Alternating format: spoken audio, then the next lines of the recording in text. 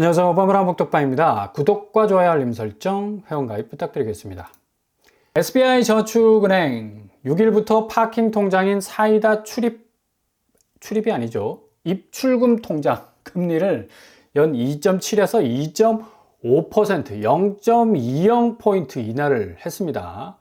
이거 뭐 계속해서 예금 금리를 내리고 있는 건데 이번에도 재차 금리를 인하를 한 것으로 보이고요.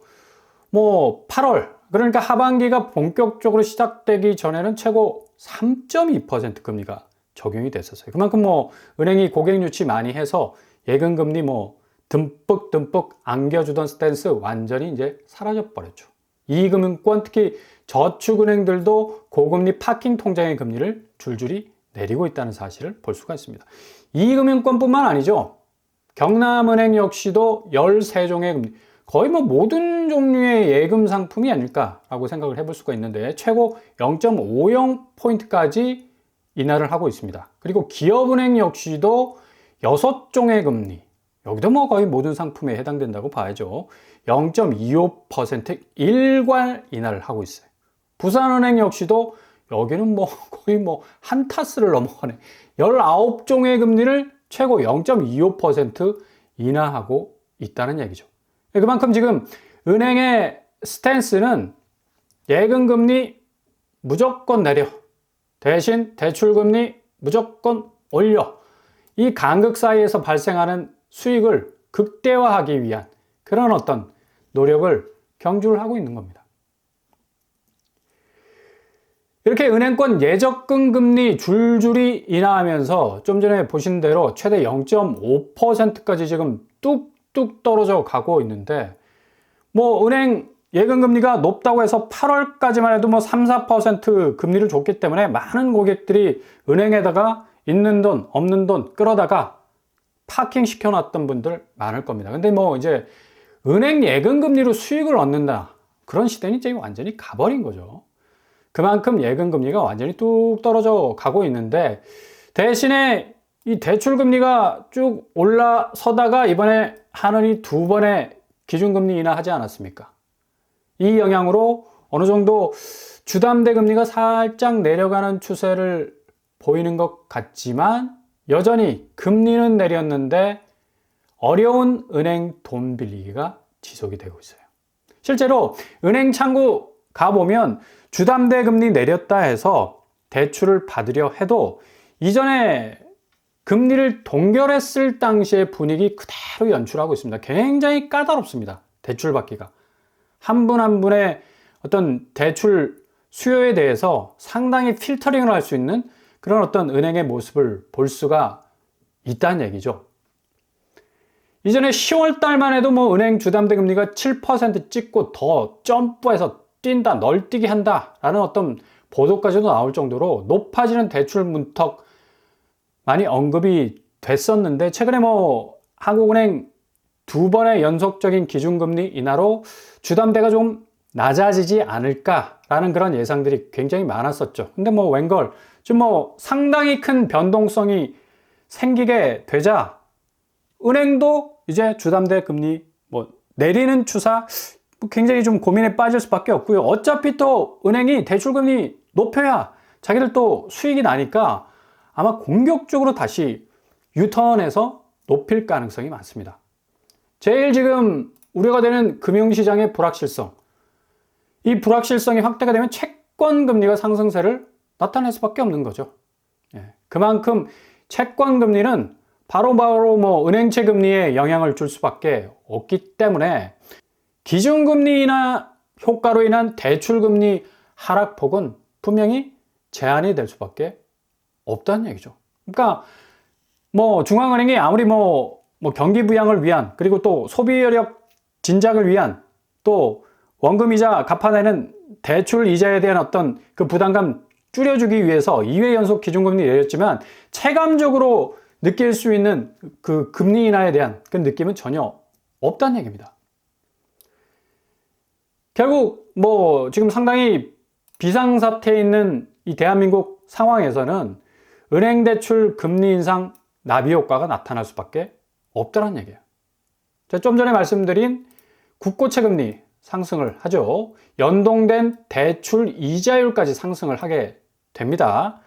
이런 어떤 돌발 악재 때문에 서민들 설상가상으로 뭐 엄청나게 금리 압박, 상승 압박에 대한 그런 어떤 부담감을 가질 수밖에 없다는 얘기입니다. 뭐 은행 자체의 어떤 기본적인 스탠스도 대출 금리는 무조건 올리는 것으로 가니까. 외부적인 어떤 시스템적인 이런 불안정성이 계속해서 은행도 어떤 그런 경향성을 갖는데 뭐 대외 변화의 어떤 변수, 국내적인 어떤 불안정성, 뭐 완전히 융합이 돼서 금리 부분은 정말 엄청나게 체감적으로 정말 압박감을 느끼게 할 정도로 진행이 될 것 같습니다. 이런 와중에 둔촌주공은 정말 하나님이 보호하사 우리나라 만세가 아닌가 하는 생각이 들 정도로 잔금대출 금리가 4.8%에서 4.4% 그리고 4.0%로 지금 뚝뚝 떨어져 가고 있습니다.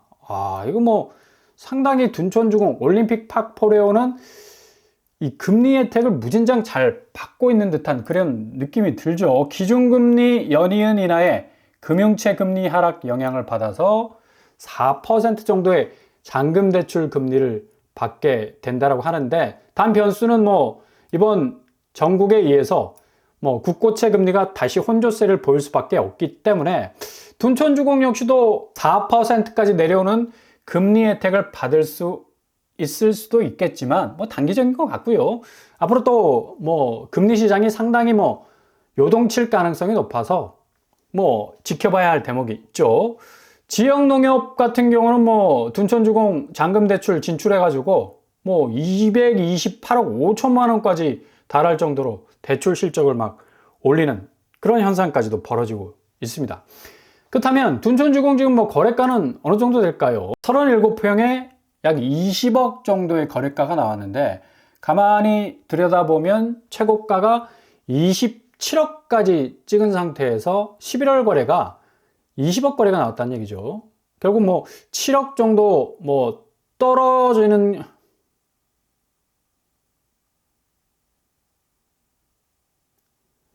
고점 대비 7억 정도 떨어지는 어떤 거래가를 보이고 있는데요. 그만큼 지금 뭐 그만큼 지금 둔촌주공 입주장 상태에서 프리미엄 효과가 그닥 크게 나타나지 않는다고 볼 수가 있습니다. 그리고 직거래로 거래된 거래 취소가 됐고요. 그리고 9월 28일에 거래가 된 22억에 거래가 된 이 거래도 지금 취소가 되고 있습니다. 서울의 신축 대형 아파트들 보면 대부분 이렇게 거래 취소가 많이 뜬다라는 것도 등기까지는 어떻게 해서든 한번 지켜봐야지, 이 지금 올림픽 팍포레온 같이 12,000세대 아닙니까? 뭐 거대한 매무드급 단지인데 이 단지 안에 형성된 거래가가 어느 추이를 가지고 진행이 될지는 뭐 더 두고 봐야 할 일이겠습니다. 아무튼 이렇게 지금 부동산 시장의 불확실성 때문에 뭐 상당 부분 이 고가 아파트들, 특히 서울에 집중된 상급지에 집중된 고가 아파트들 낙관적 전망이 나올 수 없죠. 53억에서 40억까지 뭐 뚝 떨어지는 거의 13억의 대폭락을 보이는 그런 양상도 나타나고 있는데, 서울 고가 아파트도 무섭게 떨어질 수밖에 없다. 지금 상황이. 부동산 시장이 아무리 견고하게 뭐 백업을 받아서 중급지, 하급지가 뭐 하락을 한다 해도 상급지만은 뭐 유일하게 그 가치를 뭐 계속적으로 반등의 반등을 이어가면서 최고 수준까지 이를 것이라는 그 전망도 그닥 설득력 있게 들리지 못하고요. 강남, 용산, 성수 등 대폭적인 어떤 하락을 보이는 초고가 아파트들 무섭게 떨어지는 현상 보여주고 있습니다. 이게 지금 중국과 아주 유사한 상황을 보이고 있는 한국 부동산의 분위기인데, 중국도 뭐 지금 내수가 뭐 엄청난 침체 상태에 있습니다. 앞으로 뭐 헤쳐나가야 할 일들도 많고, 내년 1월 정도 되면 중국이 트럼프 행정부가 출범하면서 이 내수 경기 진작을 위해 수출 부분이 상당히 많은 호조세를 보여야 함에도 불구하고 지금 뭐 트럼프 정부하고 무역 전쟁을 할 판인데, 뭐 상당 부분 수출뿐만 아니라 내수 경기까지도 굉장히 어려워질 수 있다는 얘기죠. 그 진원지가 바로 부동산 시장의 침체였습니다. 거의 4년 가까이 이어져 오는, 아무리 공적 자금을 투입을 해도 부동산 경기가 좀처럼 살아날 기미를 보이지 않고 있어요. 그만큼 중국이 부동산 중심의 나라였고 모든 자금들이 부동산 쪽에 쏠려 있었던 그런 나라였죠. 이렇게 부동산이 한번 박살나기 시작하니까 전체적인 어떤 경기가 되살아나지를 못해요. 결국 부동산 시장 침체가 계속 이어지면서 내수 침체, 그리고 내년 1월 트럼프 행정부의 보호무역 관세가 본격적으로 발동이 된다면 정말 엄청난 또 경제적인 악재를 만날 수가 있다는 얘기죠. 이런 현상들 홍콩 하면 또 부동산의 또 성우 아닙니까? 아일랜드 아닙니까? 부동산 침체 장기화되는 홍콩. 대략 200억 정도의 초고가 아파트가 200억이야. 한국도 아마 강남도 200억까지 바라본다는 그런 장밋빛 전망들이 있는데 200억 고급 아파트가 35% 폭락을 합니다. 35% 폭락해도 150억이 넘지 않습니까? 그 정도로 어마무시한 정말 고가의 아파트가 즐비한 홍콩도 지금 거의 반토막에 가까운 그런 하락세를 보여주고 있는데 이게 앞으로 부동산의 운명이라는 얘기입니다. 일본이 이 위기를 30년 전에 먼저 겪었었죠. 부동산 필패론이 다시 등장하는 그런 어떤 분위기. 일본의 이코노미스트인 다치키 마코토라는 사람이 강남 필패론을 주장을 했어요. 부동산 버블, 일본과 똑같은 그 부동산 버블, 그 붕괴가 한국도 동일하게 일어날 수 있다라고 지금 경고를 날렸는데 1990년대 부동산 버블 붕괴 과정에서 일본의 강남으로 불렸던 도쿄의 세타카야의 집값이 의외로 큰 폭으로 떨어졌다. 그러니까 초상급지, 최상급지, 초고가 아파트는 절대 어떤 외부적 영향을 받지 않는다라는 그 예외를 완전히 붕괴시켜버렸죠. 역시 이런 어떤 전통적 자산 시장의 붕괴, 아파트 가치의 하락, 중국과 일본의 그 선제 지표가 있기 때문에 한국 역시도 지금 엄청난 경제적 위기 속에서 충분히 이런 어떤 그림을 그려볼 수 있고요. 그 대표적인 금융 지표가 코스피 시장 아닙니까? 오늘 2362선까지 가는 정말 하락장, 아마 2300선까지도 깨질 수 있는 그런 위험이 충분히 있다고 봐야죠. 그만큼 지금 상당 부분 금융시장은 불안한 심리를 그대로 지표로 나타내고 있는데 그나마 다행인 건 오늘 개인이 8천억, 외국인 131억, 기관 7천억. 외국인이 그래도 빼지를 않았어. 보통 한 5천억 이상씩 빼는 어떤 그런 모습을 보였는데 오히려 개인이 다 정리를 해버리죠, 국장을. 그만큼 지금 국가 비상사태라고 말해도 될 정도로 상당히 어떤 국내의 투자 심리가 상당히 지금 위축되어 있다. 어떤 외국인들보다 더 상당히 불안감을 느끼고 있다는 사실을 고스란히 보여주고 있는 거죠. SK 하이닉스만 살짝 등대를 키고 있는데 16만 8,200원으로 좀 버티고 있습니다. 나머지 모든 종목은 파랗게 얼어붙고 있죠. 이와 반대로 미국장, 대부분 국장을 탈피한다라는 움직임, 아까 8천억 이상이 개인에 의해서 다 팔려나가고 거의 던지는 수준으로 나가지 않습니까? 결국 어디로 올라타겠어요? 서학개미로 가죠. 나스닥으로 향하는 수밖에 없습니다.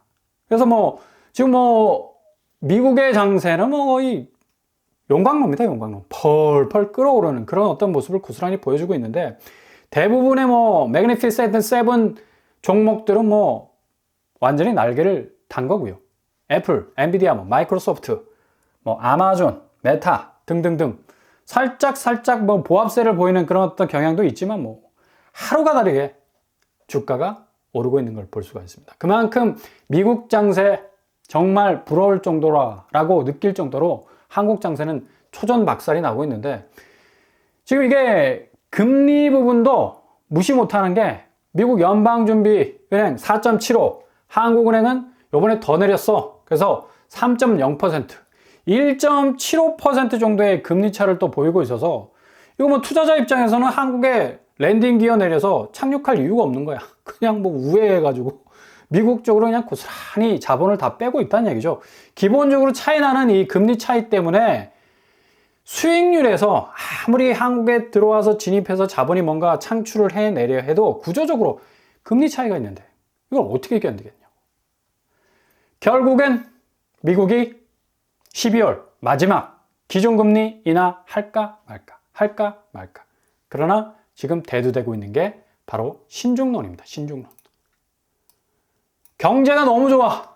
그러니까 뭐 굳이 금리를 조정할 이유가 없는 겁니다.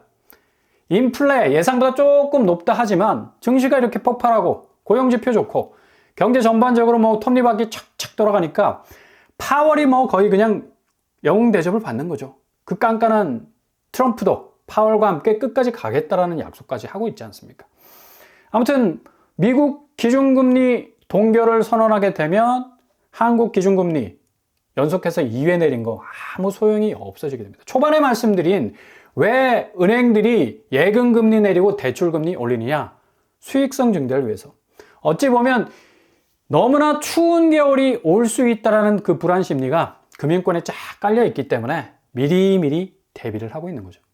그럼에도 불구하고 여전히 아파트 값은 오를 거라고 분양시장에 어마무시 대출 땡겨서 집을 사는 사람들. 정말 이거 뭐 안드로메다에 가 있는 그런 지성이라 말할 수 있고 정말 조심하실 수 있길 바랍니다. 12월은 정말 아무것도 하지 마셔야 됩니다. 그리고 1월 트럼프 행정부가 들어서면서 어떤 대변화가 일어나게 될지 예의주시하면서 차곡차곡 준비해 나가실 수 있길 바랍니다.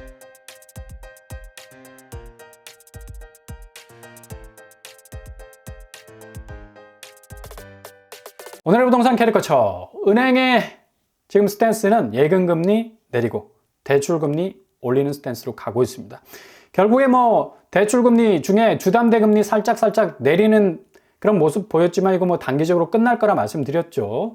지금 뭐 상당히 한국 내 변동성이 커서 앞으로 금리는 더욱더 눈을 치켜뜨고 올라갈 가능성 높고 심지어 뭐 미국도 기준금리 동결해버리면 이거 뭐 한미 금리차가 더욱더 생길 수밖에 없기 때문에 상당 부분 금리 압박을 받을 가능성 높다는 얘기입니다. 둔촌주공이 뭐 잔금 대출 금리 낮게 받는다 하지만 뭐 예외 없이 모든 부분에 있어서 금리 압박감은 전방위적으로 진행이 될 것 같아서 앞으로 부동산 시장은 더욱더 거래 절벽 심해질 것 같고요. 그리고 대출 부분도 상당 부분 빡빡하게 진행이 될 것 같아서 집값은 더욱 떨어질 가능성 높습니다. 손에 잡힐 정도로 서울 아파트의 가치가 내려올 가능성도 아주 많다는 얘기죠. 준비, 대비, 채비 철저히 하실 수 있기를 바랍니다. 이상으로 뻔뻔한 목독방을 마치겠습니다. 구독과 좋아요 부탁드립니다. 감사합니다.